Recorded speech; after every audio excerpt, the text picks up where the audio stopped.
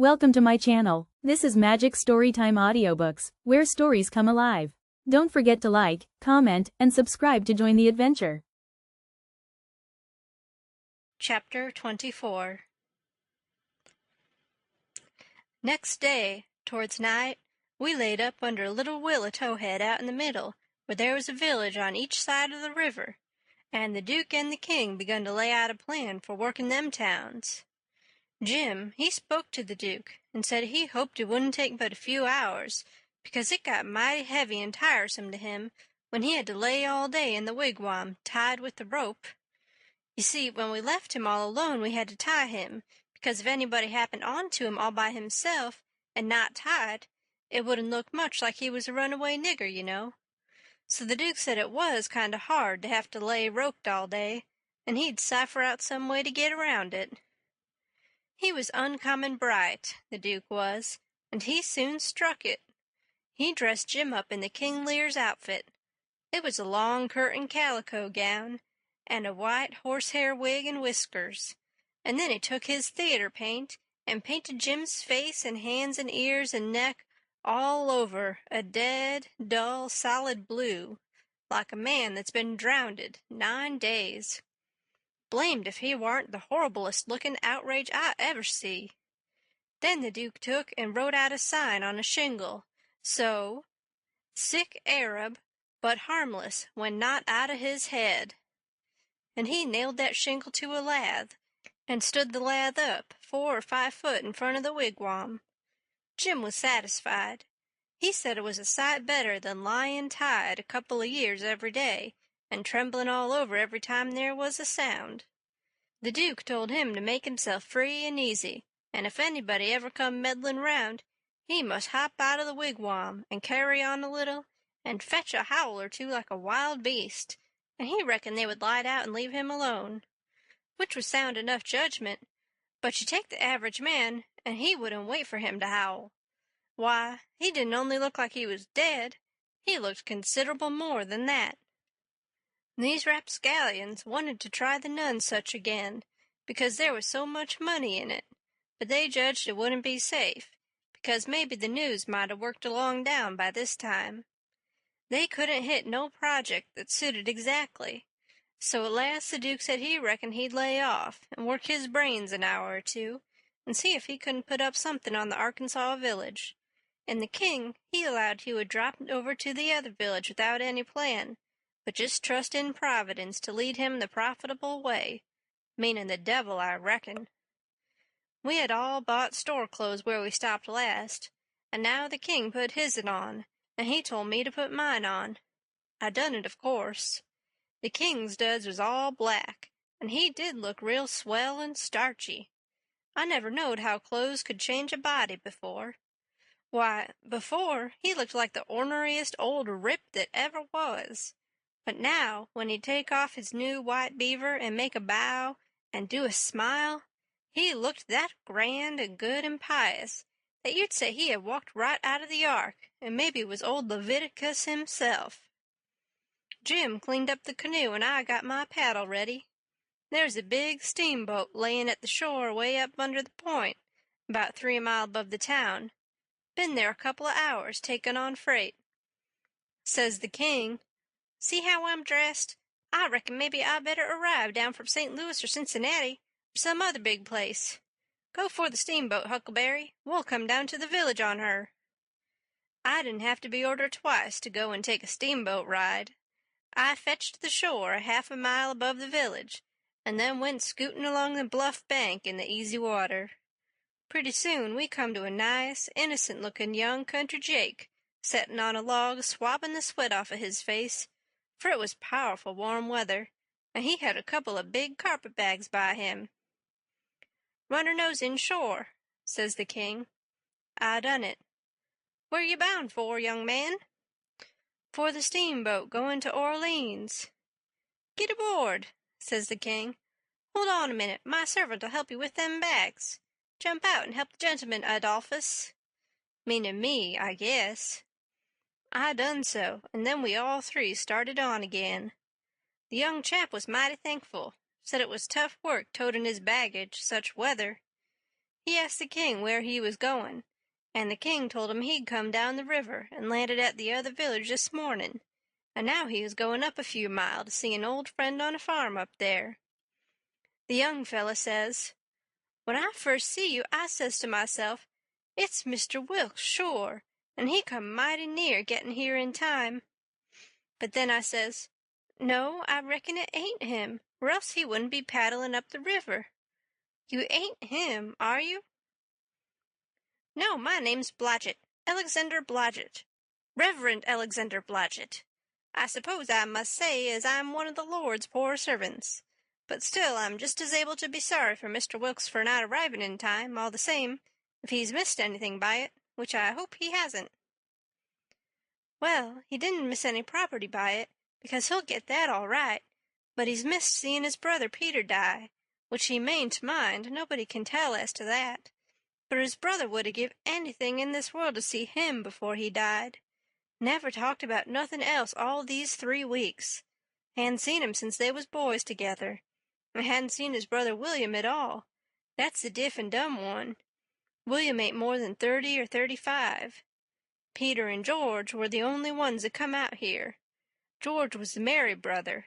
Him and his wife both died last year. Harvey and William's the only ones that's left now, and as I was saying, they haven't got here in time." "Did anybody send 'em word?" "Oh, yes, a month or 2 ago, when Peter was first took, because Peter said then that he sorter felt like he warn't going to get well this time. You see, he was pretty old, and George's girls was too young to be much company for him, except Mary Jane, the red-headed one, and so he was kinder lonesome after George and his wife died, and didn't seem to care much to live. He most desperately wanted to see Harvey, and William, too, for that matter, because he was one of them kind that can't bear to make a will. He left a letter behind for Harvey and said he'd told him in it where his money was hid, and how he wanted the rest of the property divided up so George's girls would be all right, for George didn't leave nothing, and that letter was all they could get him to put a pen to." "Why do you reckon Harvey don't come? Where does he live?" "Oh, he lives in England. Sheffield, preaches there. Hasn't ever been in this country. He hasn't had any too much time. And besides, he mightn't have got the letter at all, you know." Too bad, too bad. He couldn't have lived to see his brothers, poor soul. You going to Orleans, you say?" "Yes, but that ain't only a part of it. I'm going in a ship next Wednesday for Rio Janeiro, where my uncle lives. It's a pretty long journey, but it'll be lovely. Wished I was a-going. Is Mary Jane the oldest? How old is the others?" "Mary Jane's 19, Susan's 15, and Joanna's about 14. That's the one that gives herself to good works, and has a hare lip. Poor things, to be left alone in the cold world so." "Well, they could be worse off. Old Peter had friends, and they ain't going to let them come to no harm. There's Hobson, the Baptist preacher, and Deacon Lot Hovey, and Ben Rucker, and Abner Shackleford, and Levi Bell, the lawyer, and Dr. Robinson, and their wives, and the widow Bartley, and, well, there's a lot of them, but these are the ones that Peter was thickest with, and used to write about sometimes, when he wrote home. So Harvey'll know where to look for friends when he gets here." Well, the old man went on asking questions till he just fairly emptied that young fella. Blamed if he didn't inquire about everybody and everything in that blessed town, and all about the Wilkses, and about Peter's business, which was a tanner, and about George's, which was a carpenter, and about Harvey's, which was a dissenterin' minister, and so on and so on. Then he says, "What did you want to walk all the way up to the steamboat for?" "Because she's a big Orleans boat, and I was afeard she mightn't stop there. When they're deep they won't stop for a hail. A Cincinnati boat will, but this is a St. Louis one." "Was Peter Wilks well off?" "Oh, yes, pretty well off. He had houses and land, and it's reckoned he left 3,000 or 4,000 in cash, hid up somewheres." "When did you say he died?" "I didn't say, but it was last night." "Funeral tomorrow, likely?" "Yes, about the middle of the day." "Well, it's all terrible sad, but we've all got to go one time or another, So what we want to do is to be prepared. Then we're all right." "Yes, sir, it's the best way. Ma used to always say that." When we struck the boat, she was about done loadin', and pretty soon she got off. The king never said nothing about going aboard, so I lost my ride after all. When the boat was gone, the king made me paddle up another mile to a lonesome place, and then he got ashore and says, "Now hustle back right off and fetch the Duke up here and the new carpet bags, and if he's gone over to the other side, go over there and get him, and tell him to get himself up regardless. Shove along now." I see what he was up to, but I never said nothing, of course. When I got back with the Duke, we hid the canoe, and then they set down on a log and the king told him everything, just like the young fella had said it, every last word of it. And all the time he was doing it, he tried to talk like an Englishman, and he done it pretty well, too, for a slouch. I can't imitate him, so I ain't a-going to try to, but he really done it pretty good. Then he says, "How were you on the deaf and dumb, Bilgewater?" The Duke said leave him alone for that, said he had played a deaf and dumb person before, on the histronic boards. So then they waited for a steamboat. About the middle of the afternoon a couple of little boats come along, but they didn't come from high enough up the river. But at last there was a big one, and they hailed her. She sent out for her yawl, and we went aboard. And she was from Cincinnati, and when they found we only wanted to go 4 or 5 miles, they was booming mad and gave us a cussing, and said they wouldn't land us. But the king was calm. He says, "If gentlemen can afford to pay $1 a mile apiece to be took on and put off in a yawl, a steamboat can afford to carry 'em, can't it?" So they softened down and said it was all right, and when we got to the village they yawled us ashore. About 2 dozen men flocked down where they see the yawl a-comin', and when the king says, "Can any of you gentlemen tell me where Mr. Peter Wilks lives?" they give a glance at one another and nodded their heads, as much as to say, "What did I tell you?" Then one of them says, kind of soft and gentle, "I'm sorry, sir, but the best we can do is tell you where he did live yesterday evening."